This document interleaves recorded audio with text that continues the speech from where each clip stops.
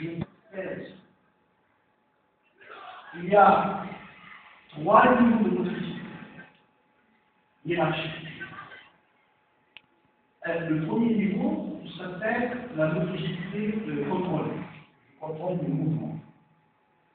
Puis il y a une motricité, le deuxième niveau, c'est la motricité codifiée. La système symbolique qui permet justement de parler de psychologie.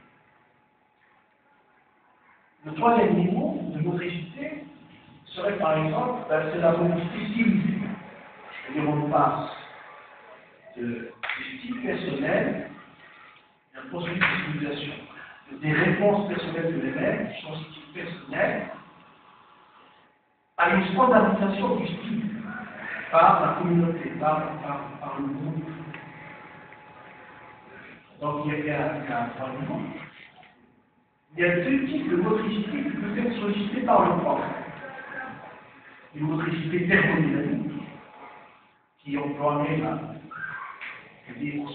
énergies musculaires, et une motricité morphogénétique qui, elle, utilise justement les décisions. Parce que je peux voir des choses, etc., mais ce n'est pas moi qui. C'est pas mes efforts, c'est extérieur à moi, c'est exogène cette motricité, c'est pas moi qui fais des. Alors, en supposant que le niveau de motricité atteint par l'enseignement, c'est le niveau 2, celui de la motricité codifiée, puisqu'on écrit par exemple plus égal à RI, et on sait quelles sont les expérimentations qui sont derrière. On arrive à ça, on fait des tableaux, etc., on voit qu'il y a des possibilités. Quand on arrive à ce niveau, on risque de retomber dans le niveau inférieur, dans la motricité codifiée, mais aussi, il est possible qu'on s'élève vers le niveau supérieur, la motricité stylisée. Mais ça dépend, à ce moment-là, du style, c'est-à-dire du type de motricité sollicité par le professeur, par le système. Alors, on fait l'hypothèse que si la motricité sollicitée par le prof est la motricité thermodynamique, c'est-à-dire qui s'appuie sur l'effort physique et sur musculaire, on va retomber dans la motricité contrôlée, c'est-à-dire l'apprentissage par cœur. Et donc, si on arrive à défendre cette thème, à ce moment-là, tout le dispositif que vous avez mis en place serait justifié, parce que c'est le seul moyen de solliciter la motricité du morphogénétique. Et que le système d'enseignement actuel ne peut pas solliciter une telle motricité, donc on retombe chaque fois de la motricité codifiée à la motricité contrôlée, c'est qu'on est obligé d'imaginer, d'apprendre par cœur des formules sans savoir sans qu'il soit neutre, c'est-à-dire sans qu'il soit tiré de notre style personnel et puis accepté, standardisé par le groupe classe comme tel.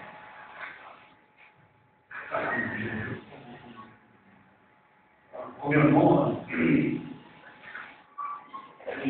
normalement, on doit savoir beaucoup de choses, savoir comment faire sur ce qu'on va parler de la quantité, on va parler des concepts comme la chaleur, il y a beaucoup de concepts à faire. Il y aura le problème de contrôle. Il y a assez de choses spécifiques, comme le parlait, de la discussion. Alors, pour ça, c'est quelque chose qui sont les outils. Quand on parle d'un monde, c'est pas que nous devons faire, apprendre en général.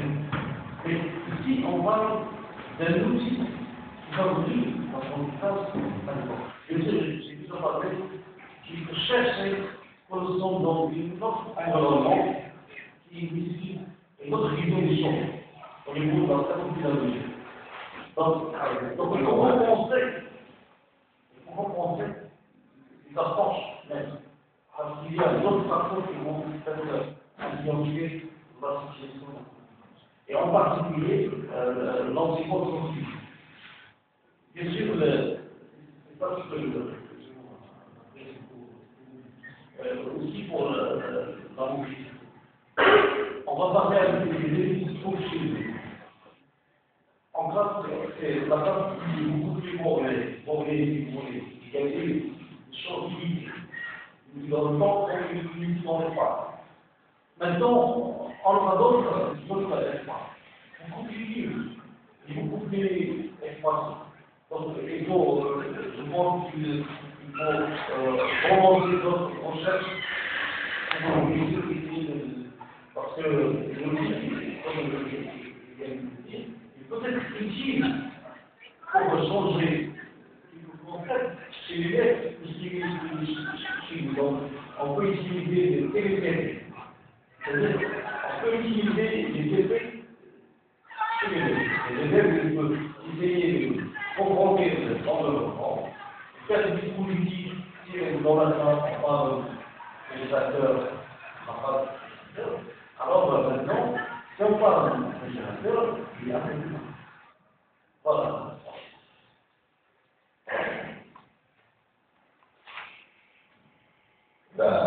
Merci, monsieur Vallat, pour ces questions pertinentes. J'espère que nous avons convaincu ces réponses. C'est du point de vue de M. Vallat, agréable d'écouter. On apprend toujours à travers lui. Et ces questions, elles sont pertinentes. J'espère que vous prendrez soin de ces questions, les approfondir. L'interaction machine et l'homme, le contenu, qu'est-ce qu'on va mettre, les accessoires, enseignement à distance, la carte. Est-ce que c'est à la carte ou bien c'est imposé? Il a parlé de thermodynamique, il a fait le lien entre l'énergie fournie et l'énergie imposée. Pas d'énergie, on absorbe, on donne. Si on absorbe, on va se gonfler. Si on donne, on va rester en standard. On va imaginer, on va faire travailler la matière grise. Et ça c'est très important. Et il a mis l'accent sur un point très important lorsqu'on aborde l'enseignement à distance. Merci, monsieur le professeur. Maintenant, est-ce qu'on oublie que là, il a émis un avis favorable pour la séance de votre thèse. Maintenant, je passerai la parole au professeur Triavi de l'ENET, on peut rapporteur, pour aussi vous poser quelques questions.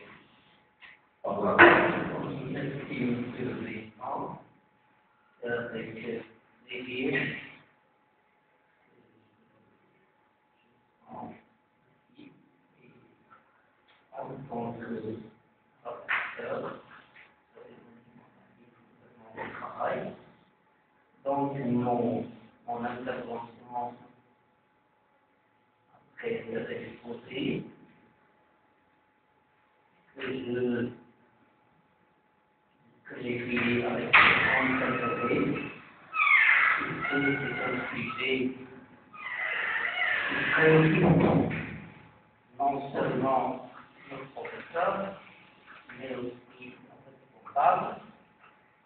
Et il y a des initiatives, il y a des projets installés même au niveau national, etc. Parce que les cycles sont devenus indispensables et qui particulièrement l'utilisation du grand public et que soit ne pas en tirer profit dans l'apprentissage. Dans l'apprentissage, c'est vrai, c'est très intéressant de mettre à profit de nos élèves et nos étudiants des situations d'apprentissage et surtout dans les difficultés, c'est-à-dire qui ont besoin d'un complément. Donc, notre candidat a vraiment fait beaucoup de travail concernant ce projet pour résoudre énormément de problèmes, qui va citer des problèmes. Et il a développé, en utilisant les open source, il a développé un système moins cher, national, et son produit, et ça c'est très à ce niveau, donc c'est un projet important, vu qu'il est acteur et chercheur en même temps, donc c'est un produit innovant. Donc c'est un produit technique. En regardant d'autres aspects tels que l'aspect humain, c'est-à-dire il faut transformer l'humain, résoudre ces problèmes au niveau des apprentissages. Mais seulement au niveau des situations, pourquoi vous n'avez pas essayé en quelque sorte de modéliser les situations, quelque sorte il y a un petit peu de débat autour des situations d'apprentissage en tant que langage, en tant que symbolique, en tant que représentation et en tant que concept opérateur. C'est vrai, vous avez fait, vous avez déjà en train d'apprendre l'espace, et vous avez donné un exemple des distances, etc. Mais le problème qui peut se poser à l'élève, c'est que ces situations telles qu'elles sont modélisées ou données via Internet, et qu'ils sont semblables aux situations de classe en présentiel. Et il peut y avoir un problème je dirais, de routine, qui peut embêter l'élève à faire ce qu'il faut.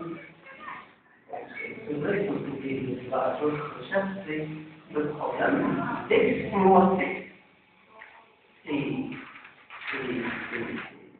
espaces informatiques dans le sens de compléter et de combler les besoins, pas dans le sens de reprendre les besoins.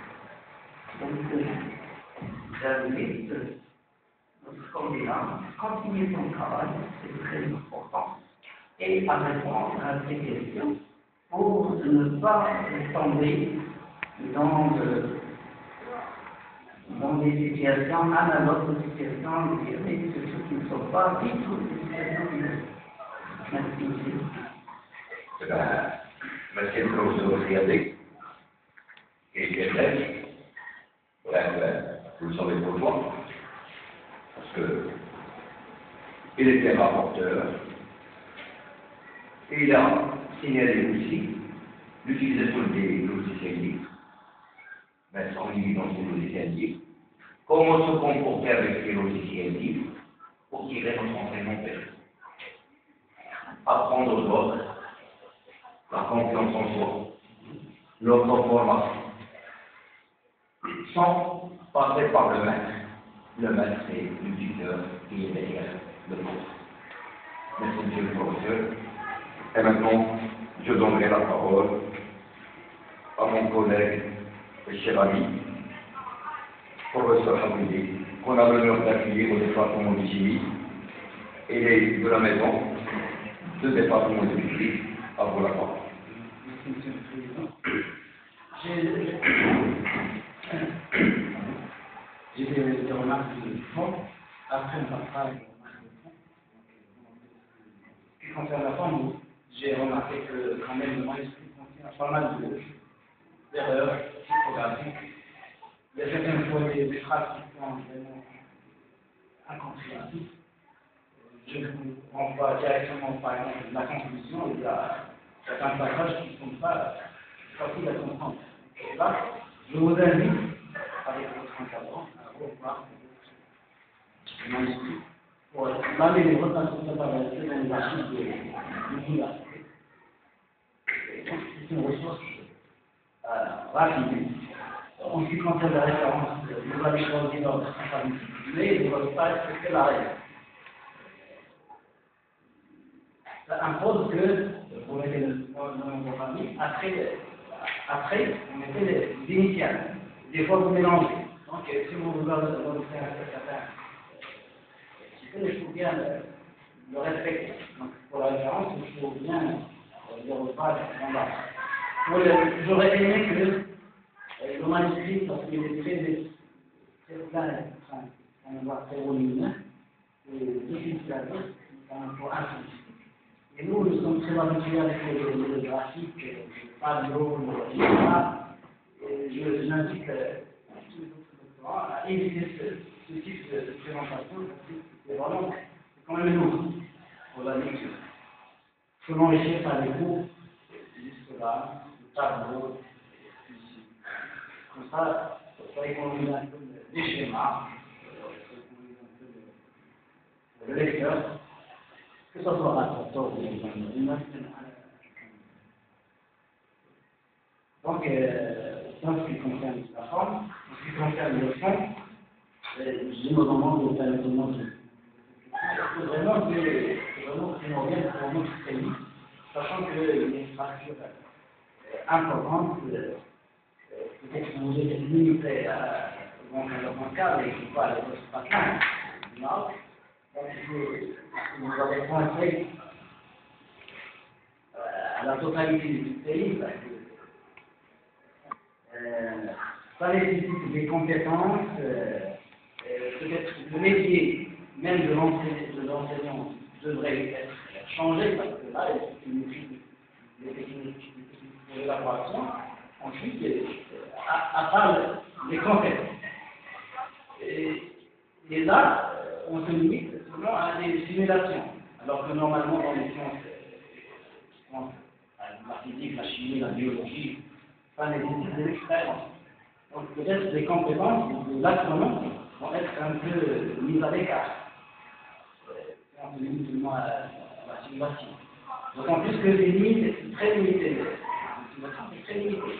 Par exemple, comme un biologique, c'est un travail réel, l'anatomie. Vous êtes très optimiste pour l'application. En ce qui concerne les biens politiques, vous allez, je relève quand même que vous n'allez pas terminer par les conclusions. Normalement, vous allez terminer par les conclusions, comme ça un peu. Et il y a quand même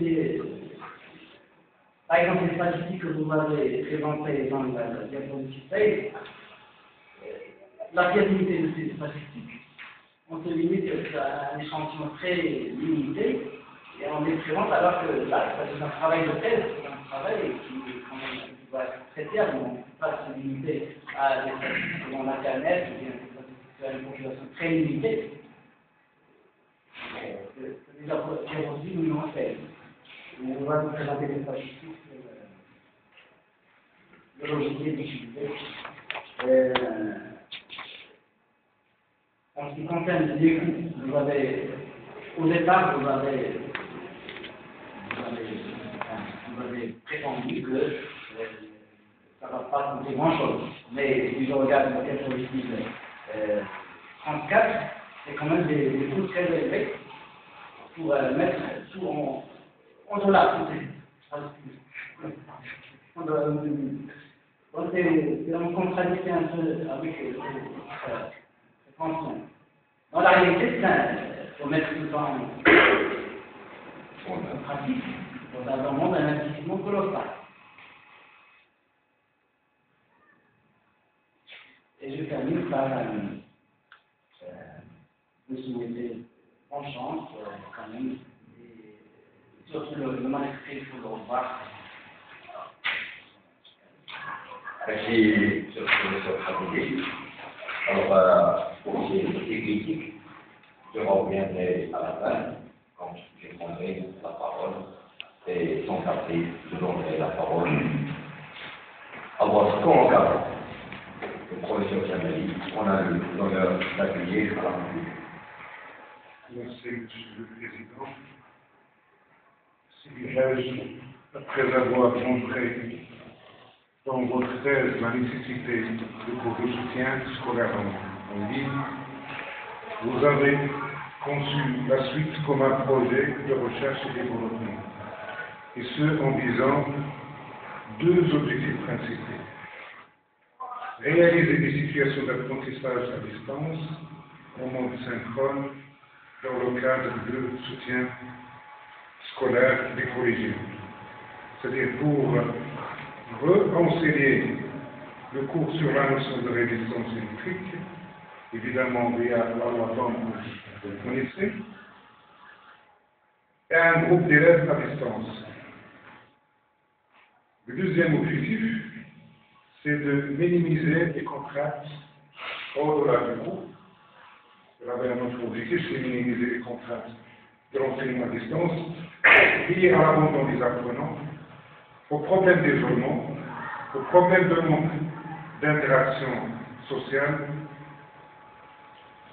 Bref, vous avez cherché à rendre le système d'enseignement à distance plus attrayant, motivant, captivant, où l'apprenant peut aller jusqu'à la fin d'une formation, évidemment, de soutien. En tenant compte de toutes les remarques pertinentes faites par les collègues, nous avons encore du travail à faire, surtout au niveau de rapport. Mais moi, je mettrai l'accent sur un autre volet.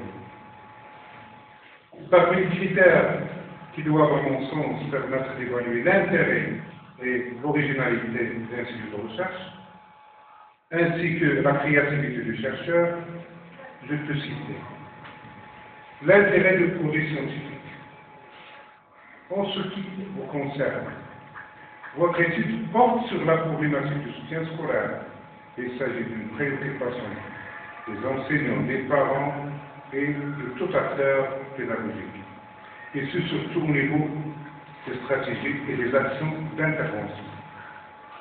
Le deuxième point, ça concerne la diversité de la production scientifique.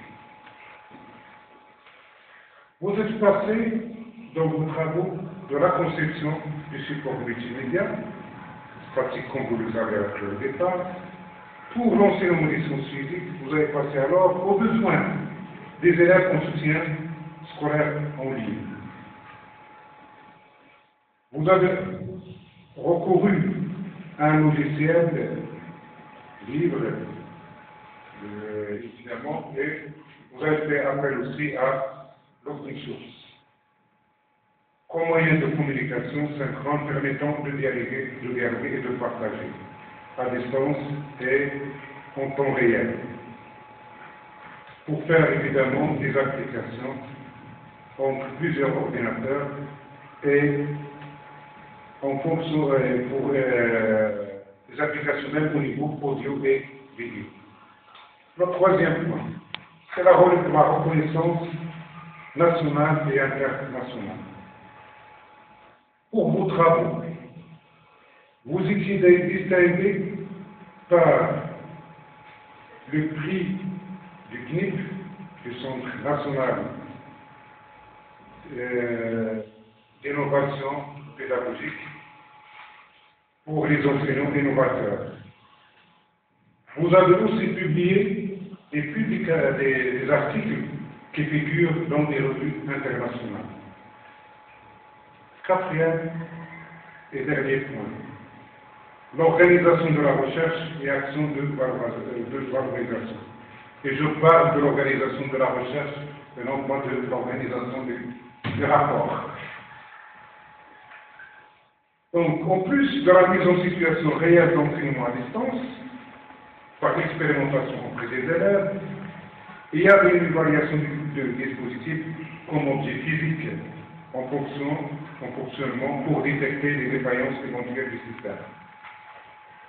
À ces deux expérimentations du dispositif, que vous avez baptisé Gomme, vous avez sollicité, si vous voulez, un groupe de 10 acteurs pédagogiques de différents horizons. Donc, pour toutes ces raisons, je voudrais absolument vous féliciter. Et vous souhaiter une bonne continuation dans le domaine de la recherche. Je vous souhaite également le meilleur dans votre vie professionnelle. Merci, Monsieur le Président. Merci, professeur Chameli. Alors, pour ce, il n'avait pas de remarques. C'est votre convocation. Et maintenant, je voudrais, avant de pouvoir conclure, donner la parole au professeur Marie-Christelle Ouattara. Merci, Monsieur le Président. Tout d'abord, à travers cette thèse, aujourd'hui, moi, je suis franchement très heureux. D'abord, que la thèse ait pu aboutir et que vous êtes en train de la soutenir devant nous, mais aussi d'être parmi ces honorables membres du jury, que certains d'entre eux, ça fait longtemps que je n'ai pas vu, et que je commence justement par l'intervention du professeur Bernard, qui est toujours fort intéressante, et on est à l'écoute. Je vous remercie parce que il parle d'un niveau, je le dis franchement, et depuis, si vous vous rappelez, depuis le 2 ans et les cours qu'il a enseignés, il a un niveau, avec toute franchise, très supérieur. Donc, je tiens à le féliciter parce que c'est un professeur de mathématiques, c'est un philosophe, c'est un grand monsieur. Donc, les deux remarques, les deux questions, et je suis sûr que si on le laisse parler, il aura certainement 10, 20 questions à vous poser.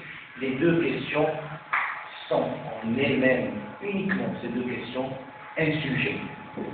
J'espère que vous avez bien noté ces questions, et à la limite, vous pouvez discuter plus tard avec lui, parce que rien que ces deux questions, vous pouvez développer d'autres sujets, une autre thèse peut-être que vous pouvez encadrer vous-même. Bien, alors, je voudrais aussi dire un mot sur la remarque de M. le professeur Hafezé. Est primordial pour notre pays d'adopter l'enseignement à distance, vu les différentes situations, vu les niveaux assez différents, très différents même. Est-ce qu'on en a besoin de cet enseignement à distance? Moi, je dis qu'on évolue dans tous les sens. C'est un domaine parmi d'autres. Effectivement, si on le regarde rien comme ça, on peut dire que l'on n'a pas besoin, c'est coûteux, etc., etc. Mais il faut de tout. Donc, effectivement, il faut de tout, et au contraire, à mon sens, il faut encourager ce genre de recherche parce qu'elle permet d'essayer de prendre de l'élan, même des couches dont vous avez parlé, j'ai très bien compris, qui ne peuvent pas se permettre le luxe d'avoir un ordinateur, d'avoir des choses telles que vous les avez citées. Monsieur le professeur Kriyaté aussi, il a parlé de votre sujet avec des remarques, des choses très, très pertinentes et très intéressantes. Et cela montre quoi? Montre que le sujet que vous avez choisi, que nous avons vu ensemble depuis quand même pas mal d'années, est un sujet qui est captif. C'est un sujet que, de différents horizons, on est intéressé par le sujet. Certes, vous n'avez pas répondu à toutes les questions, parce que ça c'est un océan, le sujet que vous avez choisi. Et que peut-être vous avez ouvert une petite brèche, une petite lumière, mais il y a beaucoup de questions qui restent posées. Mais je vous félicite et je suis, franchement, avec toute honnêteté, je vous félicite, mais professeur Jamali, il m'a précédé, il a bien synthétisé tout ce qu'on pouvait dire de M. Abdelrahim Belhaj. M. Abdelrahim Belhaj, C'est-à-dire, ce que vous avez fait, c'est un excellent travail. Il y a beaucoup de choses, vous avez travaillé, mais je voudrais faire une petite remarque, si vous permettez, vous la connaissez, c'est que M. Belhaj est un étudiant, c'est-à-dire un doctorant qui aime travailler seul. Et qu'il est vraiment très réservé. C'est-à-dire, même moi, son encadrant, le professeur Jamel aussi, sur Paris, on a eu du mal à le suivre parce que je ne dis pas qu'il est cachotier, c'est pas qu'il veut réserver ce qu'il a trouvé, mais à un certain moment, moi personnellement, j'avais peur. Je me suis dit, M. Belhaj, peut-être qu'il ne va jamais nous donner une aide. Mais fort heureusement, et avec les publications que vous avez fait, et avec le prix que M. Jamel vient de le préciser, que vous n'avez pas cité dans votre thèse, je ne vois pas pourquoi, parce que c'est tout à votre honneur, c'est un prix très intéressant, donc il faut le mentionner. C'est du bon travail, je vous félicite. Alors, reste un point où on est moins, on vous félicite moins, c'est ça, c'est le contenu. Et j'ai été agréablement surpris par votre oral. Franchement, vous avez très bien exposé, je ne sais pas mes collègues qui en pensent, mais vous avez montré que vous dominez le sujet, que vous le maîtrisez, que vous êtes à l'aise. En aucun moment vous n'avez essayé de passer, vous êtes dans l'enseignement dont vous avez parlé et qui est en train de suivre. Mais je vous demande, s'il vous plaît, de modifier, c'est-à-dire de réécrire la thèse, de la mettre rien qu'au niveau de la forme recto-verso, parce que c'est volumineux. Et puis, comme l'a dit mon collègue professeur Hafezek, il y a pas mal de fautes que nous pouvons regarder ensemble si vous voulez, que vous pouvez donc corriger pour que ça soit, parce que c'est un bon travail, il y a beaucoup de gens qui vont essayer de le lire, il faut qu'il soit le plus propre possible et le plus rapide possible. J'ai été long, excusez-moi Monsieur le Président, je vous remercie encore une fois et bonne continuation et merci Monsieur le Président. Merci professeur Hafez. Alors quant à moi, vous me connaissez très bien, je suis Antoine Verbourg,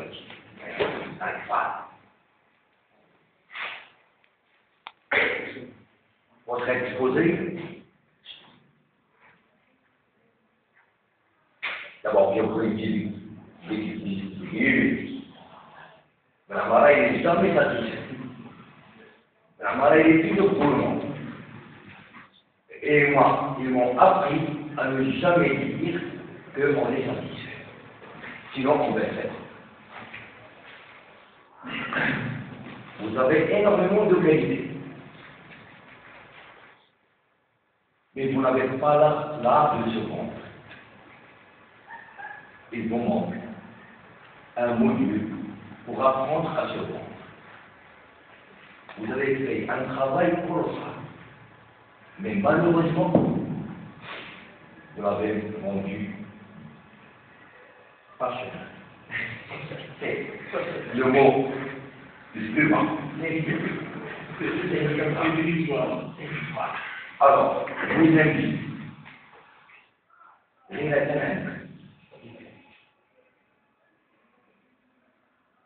Alors, il y a une interaction entre moi et vous. Il y a une interaction virtuelle.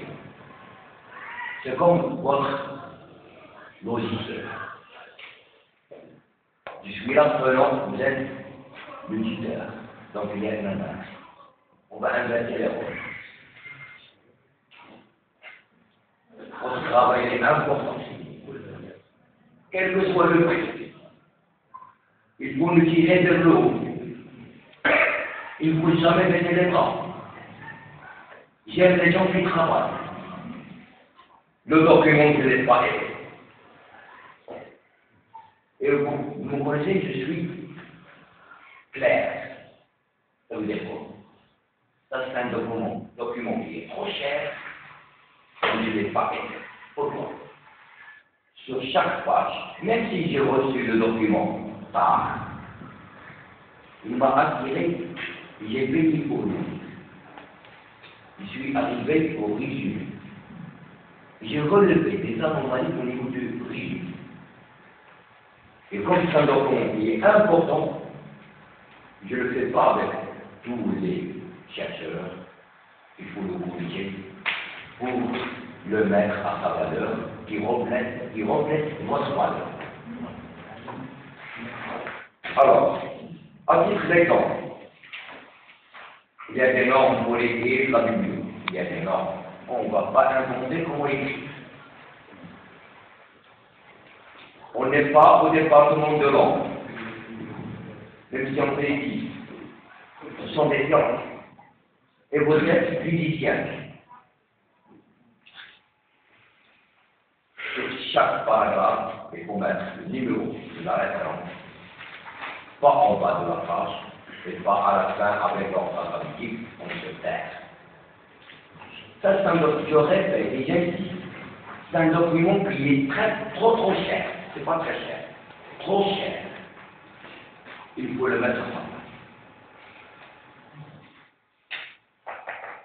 Pour décompter. Et c'est mon rôle, tant que membre de Dieu.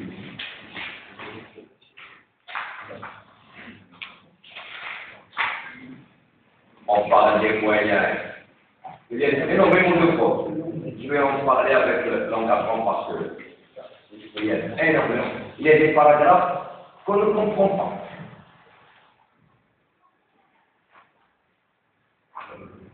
Vous savez que j'aime pas les civils.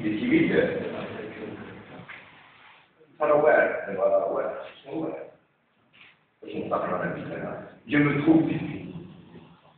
Donc, c'est comme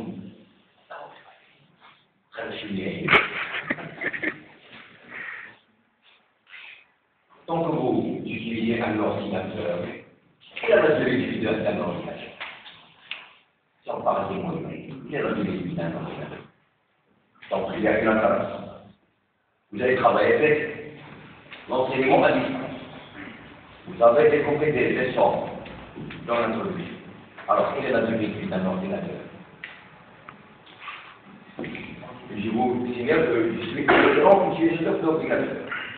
Le temps libre, même si interdit dans la loi française, je travaille plus de 3 heures sur ordinateur, moi je travaille de 3 fois le volume horaire sur ordinateur. J'arrive à 9 heures par jour. J'arrive à 9 heures par jour. Alors quelle est la durée de vie d'un ordinateur? Au niveau de la carte, au niveau de vous avez parlé de micro, la durée de vie.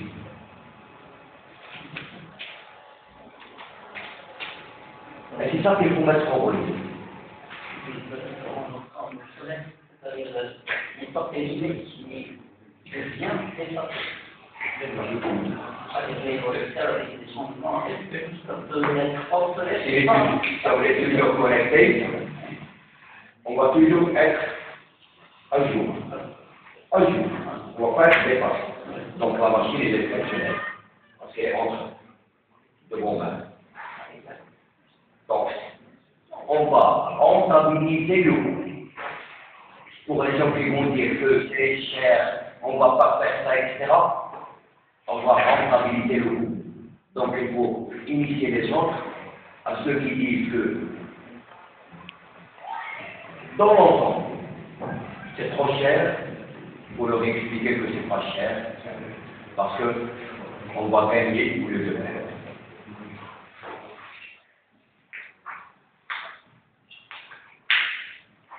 Franchement, j'ai préparé énormément de questions.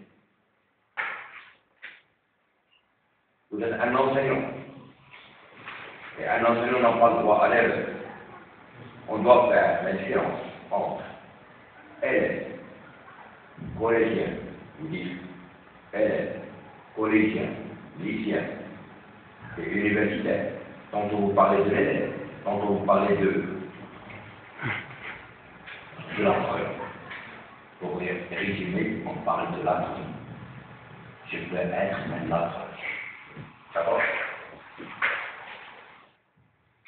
L'échantillonnage que vous avez pris, et vous avez avancé des conclusions.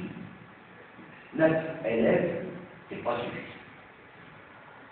à Halouda, vous avez 24 000 élèves. Bien.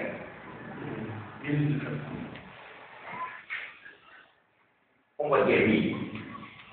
9 sur 1000. C'est pas un échantillon. Donc, vos questionnaires, pourquoi vous n'avez pas répondu ces questionnaires partout? Le groupe d'enseignants pour vous, ils ont participé. Il n'y a pas de 10. Des gens dans votre entourage, et je rejoins ce qu'ils ont dit, mes collègues, vous travaillez seuls. En sciences, il ne faut jamais travailler seul. C'est le travail d'équipe qui l'ont délaissé.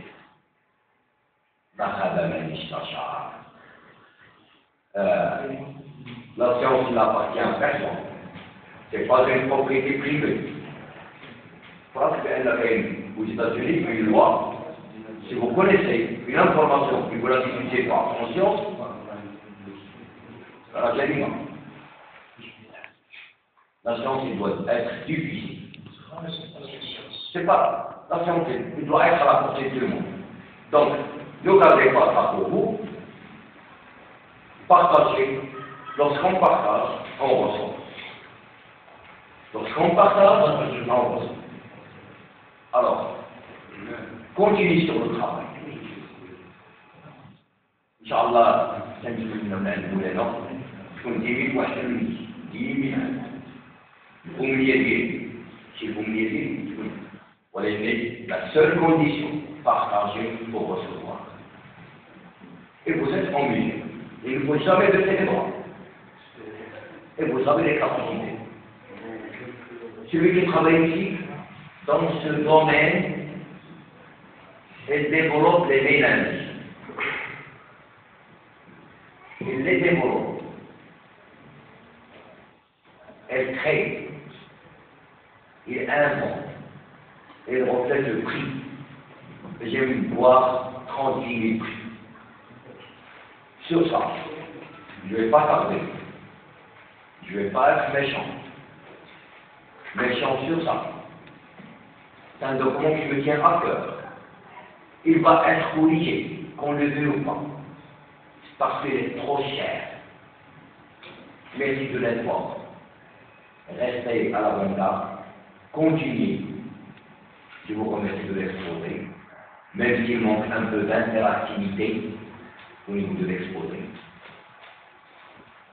Le discours, vous savez que je n'aime pas uniquement un transparent plein pour l'animer, refléter les cours.